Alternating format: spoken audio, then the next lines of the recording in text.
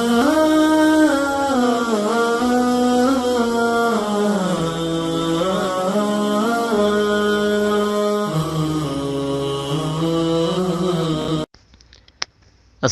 আলাইকুম ওরহমতুল্লাহ। সহি দিন শিখি 4 নং গ্রুপে সাইদ আলী ভাই প্রশ্ন করেছেন যে তাদের সমাজে এক ব্যক্তি মারা গেছে, তার ব্যাংকে 4 থেকে 5 লাখ টাকা আছে এবং তার ছেলেরা সবাই কর্মক্ষম, তবুও সমাজের লোকজন তার জন্য টাকা তোলে। এখন এই টাকা তোলা কি জায়েজ আছে? না, জায়েজ নাই, এটি হারাম। কারণ সেই ব্যক্তি সচ্ছল, যে ব্যক্তি মারা গেছে তার ছেলে সন্তানরাও সচ্ছল। এই ক্ষেত্রে সমাজের উপর চাপ সৃষ্টি করা যাবে না, সমাজের বোঝা হওয়া যাবে না, এটি হারাম, টাকা তোলা নাজায়েজ। কারণ রসুল সাল্লাল্লাহু আলাইহি ওয়াসাল্লাম মানুষের কাছে চাওয়া থেকে নিষেধ করেছেন। রসুল সাল্লাল্লাহু আলাইহি ওয়াসাল্লাম বলেন, সহি মুসলিম 1044 নম্বর হাদিস, ইয়া কবিসাতা ইন্নাল মাসআলাতা লা তাহিল্লু ইল্লা লি আহাদি সালাসাতি রাজুলিন। হে কবিসা, এক সাহাবার নাম কবিসা ইবনু মুখারেক আল হিলালি, সেই সাহাবাকে রসুল বললেন 3 ব্যক্তির জন্যে চাওয়া জায়েজ আছে। রজুলুন তাহাম্মালা হামালাতান ফাহাল্লাত লাহুল মাসআলা হাত্তা ইউসিবাহা। এক ব্যক্তি হঠাৎ কোনো চাপ সৃষ্টি হয়েছে তার উপর আর্থিকভাবে, সেই ব্যক্তির ক্ষেত্রে চাওয়া জায়েজ আছে যতক্ষণ না এই সমস্যার সমাধান হয়। সুম্মা ইউমসিক, এরপর চাওয়া থেকে বিরত থাকবে। ওয়ারজুলুন আসাবাতহু জাইহাতুন ইহতাজাত মালাহু ইজতাহাত মালাহু ফাহাল্লাত লাহুল মাসআলা হাত্তা ইউসিবা কিয়ামান মিন আইশ। এবং আরেক ব্যক্তি, যে ব্যক্তির সম্পদের উপর বিপদ আসছে, বিপদ এসে তার সম্পদ ধ্বংস করে দিয়েছে, যেমন সিডর হওয়া অথবা তার ফসলে কোনো ধরনের বিপদ এসে ফসলগুলি এবং ধন সম্পদগুলি নষ্ট করে দেওয়া, এমন ব্যক্তি, এই ব্যক্তির জন্য চাওয়া জায়েজ আছে যতক্ষণ না ওই ব্যক্তি তার আয় ইনকামের একটা পথ খুঁজে পায়, ততক্ষণ পর্যন্ত তার জন্য চাওয়া জায়েজ আছে, এরপর বন্ধ রাখবে চাওয়া থেকে।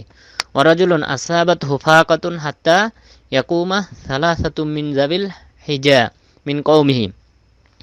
এবং এমন ব্যক্তি, যে ব্যক্তি দরিদ্রতায় পৌঁছে গেছে এবং ওই ব্যক্তির পক্ষে থেকে যদি 3 জন জ্ঞানী ব্যক্তি তার কওমের সাক্ষী দেয়, তাহলে ওই ব্যক্তির জন্যে জায়েজ আছে। অর্থাৎ 3 জন ব্যক্তি সাক্ষ্য দেবে যে এই ব্যক্তি খুবই দরিদ্র অবস্থায় আছে, তখন তার জন্যে চাওয়া জায়েজ আছে। সুতরাং এই 3 অবস্থায় চাওয়া জায়েজ আছে। রসুল সাল্লাল্লাহু আলাইহি ওয়াসাল্লাম আরও বলেন, ইন্নাস সাদাকাতা লা তাহিল্লু লিগনিয়্যিন ওয়ালা লিযি মিররাতিন সাবিয়্যিন। নিশ্চয়ই সদকা অর্থাৎ মানুষের অনুদান, এটি হারাম ধনী ব্যক্তির জন্যে এবং ওই ব্যক্তির জন্যে যে ব্যক্তি কর্ম অক্ষম, কাজ করে আয় উপার্জন করতে সক্ষম, সেই ব্যক্তির জন্যও হারাম। সহি ইবনু হিব্বান 3290 নম্বর হাদিস। শাইখ আলবানী তার ইরওয়াউল গলিল গ্রন্থে হাদিসটি সহি বলেছেন। শোয়াইব আল-আরনাউত রাহিমাহুল্লাহ বলেছেন, হাদিসের সনদটি খুবই শক্তিশালী। ঠিক তেমনিভাবে রসুল সাল্লাল্লাহু আলাইহি ওয়াসাল্লাম এক ব্যক্তিকে বলেছিলেন যে, ইন্নাল মাসআলাতা লা তাসলুহু ইল্লা লিসালাসা। নিশ্চয় এই মানুষের কাছে সম্পদ চাওয়া, ভিক্ষা করা জায়েজ নেই 3 ব্যক্তি ব্যতীত। লিদি ফাকরিন মুদঈন আও লিদি গুরমিন মুফজিইন আও লিদি দামিন মুজিইন। এক ব্যক্তি হচ্ছে যে ব্যক্তি দারিদ্রতায় পৌঁছে গেছে, দারিদ্রতার সর্বনিম্ন সীমায় পৌঁছে গেছে সেই ব্যক্তি, অথবা যে ব্যক্তি ঋণী, এমন ঋণ তার পক্ষে কখনোই শোধ করা সম্ভব না, এই ঋণী ব্যক্তি। এবং ওই ব্যক্তি, যে ব্যক্তি দিয়তে পৌঁছে গেছে, অর্থাৎ যদি কোনো ব্যক্তি ভুলক্রমে কাউকে হত্যা করে থাকে, তাহলে তাকে দিয়ত দিতে হয়। এই দিয়তের পরিমাণ হচ্ছে 100টি উটের সমপরিমাণ মূল্য দেওয়া, যেটা হয়তো অধিকাংশ ব্যক্তির পক্ষে দেওয়া সম্ভব না। এই ক্ষেত্রে সেই ব্যক্তি মানুষের কাছে চেয়ে তার ওই দিয়তের টাকা পূরণ করতে পারবে। এটি সুনানে আবু দাউদ 1641 নম্বর হাদিস এবং হাদিসটি শাইখ আলবানী রহিমাহুল্লাহ তিনি সহি লিগাইরিহি বলেছেন। ঠিক তেমনিভাবে রসুল সাল্লাল্লাহু আলাইহি ওয়াসাল্লাম বলেন, মাইয়াতাকাফালু লি আল্লাহ ইয়াসআলা শাইআন। রসুল সাল্লাল্লাহু আলাইহি ওয়াসাল্লাম বলেন, তোমাদের মধ্যে কে আছে যে আমার কাছে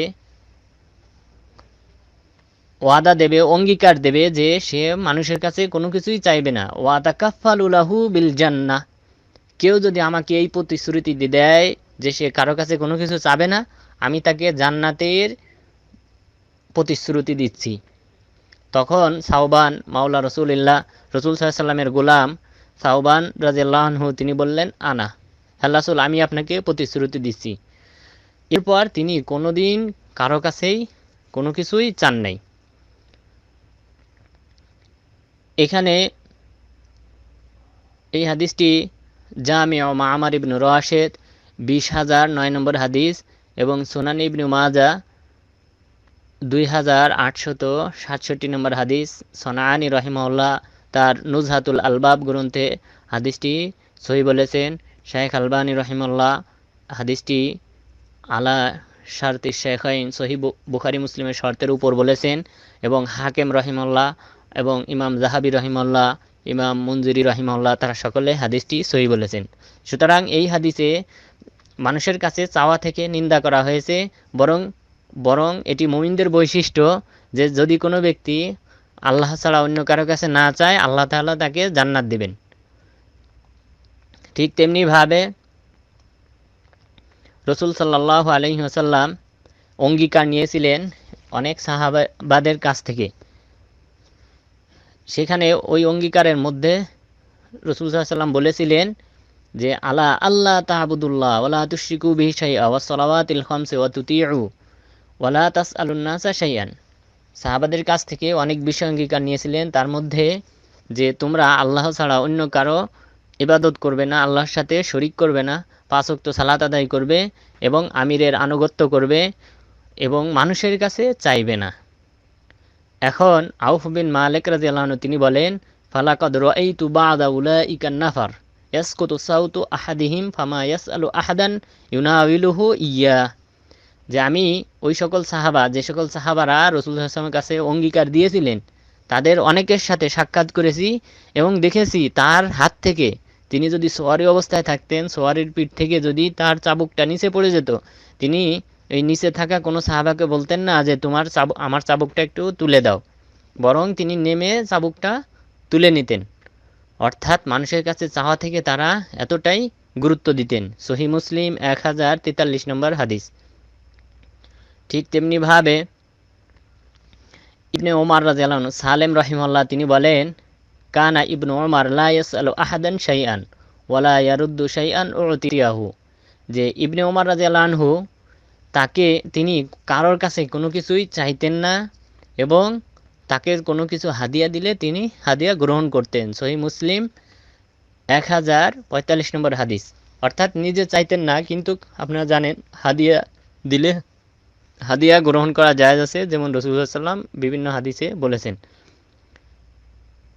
এরপর ইবনু আবি মুলাইকা তিনি বলেন, কানা রুব্বামা সাকাতাল খিতামু মিন ইয়াদি আবি বকরিন রাদিয়াল্লাহু আনহু। আবু বকর রাদিয়াল্লাহু আনহুর হাত থেকে হয়তো উট অথবা ঘোড়ায় চড়ার জন্য যে লাগাম ব্যবহার করা হইতো, এই লাগাম অনেক সময় হয়তো আবু বকর রাদিয়াল্লাহু আনহুর হাত থেকে পড়ে যেত। কিন্তু তিনি বলেন যে ইবনু আবি মুলাইকা, যে তিনি কখনোই বলতেন না যে তোমরা আমার এই লাগামটা একটু তুলে দাও। তখন আমি যখন প্রশ্ন করলাম যে আপনি কেন বলেন না, আফালা আমারও তা না নুনাবিলা কাহু, আপনি কেন নির্দেশ দেন না যে আপনাকে আমরা এই লাগামটা তুলে দেই? তখন তিনি বললেন, ইন্না হিব্বি রাসূলুল্লাহ সাল্লাল্লাহু আলাইহি ওয়াসাল্লাম আমারানি আল্লাহ আসআলান নাসা শাইআন। যে আমার বন্ধু রাসূল সাল্লাল্লাহু আলাইহি ওয়াসাল্লাম আমাকে নির্দেশ দিয়েছেন আমি যেন মানুষের কাছে কোনো কিছু না চাই। মুসনাদে আহমদ ৬৫ নম্বর হাদিস। শুআইব আল-আরনাউত রাহিমাহুল্লাহ হাদিসটি হাসান বলেছেন। সুতরাং এই হাদিস থেকে বোঝা যায় যে মানুষের কাছে কোনো কিছু চাওয়া যাবে না। রাসূল সাল্লাল্লাহু আলাইহি ওয়াসাল্লাম ঠিক তেমনিভাবে হাকিম বিন হিজাম রাদিয়াল্লাহু আনহুকে বলেছিলেন যে ইন্না ইন্না হাযাল মালা খাজিরুন হুলুন, নিশ্চয়ই এই সম্পদ এটি হচ্ছে খাজিরুন হুলুন, অনেকটা মানুষকে স্বাচ্ছন্যতা দেয়। ফামান আখাযাহু বিসাখাওয়াতি নাফসিন বুরিকা লাহু ফিহি, যে ব্যক্তি এই সম্পদের প্রতি আগ্রহ না দেখায় গ্রহণ করে তাহলে তার জন্য এতে বরকত দেওয়া হয়। আর যে ব্যক্তি আগ্রহ করে অর্থাৎ সম্পদ বাড়ানোর জন্য চায় তার ক্ষেত্রে বরকত দেওয়া হয় না, এবং উপরের হাত নিচের হাতের চেয়ে ভালো, এই কথা রাসূল সাল্লাল্লাহু আলাইহি ওয়াসাল্লাম বলেছিলেন। তখন থেকে তিনি কখনোই কোনো কিছু গ্রহণ করতেন না। এমনকি মুসলিম খলিফা রসুল আবু বকর রাদিয়াল্লাহু আনহু এবং তার পরবর্তী খলিফা উমর রাদিয়াল্লাহু আনহু, তারা উভয়ে হাকিম বিন হিজাম রাদিয়াল্লাহু আনহুকে দিতেন, কিন্তু তিনি তাদের কাছ থেকে কোনো অনুদান গ্রহণ করতেন না হাত্তা তুফিয়া রহিমাহুল্লাহ, তার মৃত্যু পর্যন্ত। তিনি মৃত্যু পর্যন্ত রসুল সাল্লাল্লাহু আলাইহি ওয়াসাল্লামের কাছ থেকে উক্ত হাদিস শোনার পর কখনোই কোনো কিছু চান নাই। এটি সহিহ বুখারী 1472 নম্বর হাদিস এবং 2750 নম্বর হাদিস, সহিহ মুসলিম 1035 নম্বর হাদিস। ঠিক তেমনিভাবে এখন কোনো ব্যক্তি যদি এই সম্পদ চায় গ্রহণ করে তাহলে তার শাস্তির ব্যাপারে অনেক হাদিস বর্ণিত হয়েছে। রসুল সাল্লাল্লাহু আলাইহি ওয়াসাল্লাম বলেন, মা ইয়াজালুর রাজুলু ইয়াসআলুন নাস হাত্তা ইয়াতিয়া ইয়াউমাল কিয়ামাতি ওয়া লাইসা ফি ওয়াজহি মুযআতু লাহমিন, যে মানুষ চাইতে থাকবে, মানুষের কাছে সম্পদ চাবে, এমনকি এইভাবে এমন অবস্থায় তার মৃত্যু হবে, কিয়ামতের দিন উপস্থিত হবে, আর তার মুখে কোনো গোশত থাকবে না, তার মুখে কোনো গোশত থাকবে না যে ব্যক্তি মানুষের কাছে চায়। সহিহ মুসলিম 1040 নম্বর হাদিস। রসুল সাল্লাল্লাহু আলাইহি ওয়াসাল্লাম আরও বলেন, মান সাআলান নাসা আমওয়ালাহুম তাকাসসুরান ফাইন্নামা ইয়াসআলু জামরান ফালিয়াস্তাকিল্লা আও লিয়াস্তাকসির, যে মানুষের কাছ থেকে যদি কেউ সম্পদ চায়, সম্পদ বৃদ্ধি করার জন্যে, নিজের দারিদ্রতা দূর করার জন্য নয়, বরং সম্পদ বাড়ানোর জন্যে, তাহলে ফাইন্নামা ইয়াসআলু জামরান, সেজন্য জাহান্নামের টুকরা চায়, সেজন্য জাহান্নামের টুকরা চাচ্ছে, টুকরা জমা করতেছে। ফালিয়াস্তাকিল্লা আও লিয়াস্তাকসির, তাহলে সে এই জাহান্নামের টুকরা, আগুনের টুকরা, আঙ্গার সে বৃদ্ধি করুক অথবা কম করুক। অর্থাৎ এখানে স্পষ্টভাবে বলা হয়েছে যে মানুষের কাছে সম্পদ চাওয়া, সম্পদ বৃদ্ধি করার জন্য এটি হারাম। সহিহ মুসলিম 1041 নম্বর হাদিস। ঠিক তেমনিভাবে রবজা নামক অঞ্চলের এক ব্যক্তি, তার নাম আব্দুর রহমান অথবা আবু আব্দুর রহমান, তিনি বলেন, আতা রজুলুন আবা যাররিন ইয়াসআলহু ফাআতাহু শাইআন ফাকিলা লাহু ইন্নাহু গানিয়্যুন ক্বালা ওয়ামা আহফালা আন ইয়াজিয়া ইয়াউমাল কিয়ামাতি ইয়াখমাশু ওয়াজহাহু, যে আবু যার রাদিয়াল্লাহু আনহুর কাছে এক ব্যক্তি আসলেন এবং কিছু চাইলেন, তখন তিনি তাকে সম্পদ দিলেন, কিছু অর্থ দিলেন। দেওয়ার পর বলা হলো যে আপনি, এই ব্যক্তি তো ধনী, এই ধনী ব্যক্তিকে আপনি দিলেন কেন? তখন তিনি বললেন যে এই ব্যক্তি কিয়ামত দিবসে আসবে, তার মুখে সে খামসি মারতে থাকবে, অর্থাৎ মুখে খামসি দেওয়া অবস্থায় সে উপস্থিত হবে। কানজুল উম্মাল ফি সুনানিল আকওয়াল ওয়াল আফআল লিল মুত্তাকি আল হিন্দি 17,127 নম্বর আসার, 17,127 নম্বর আসার।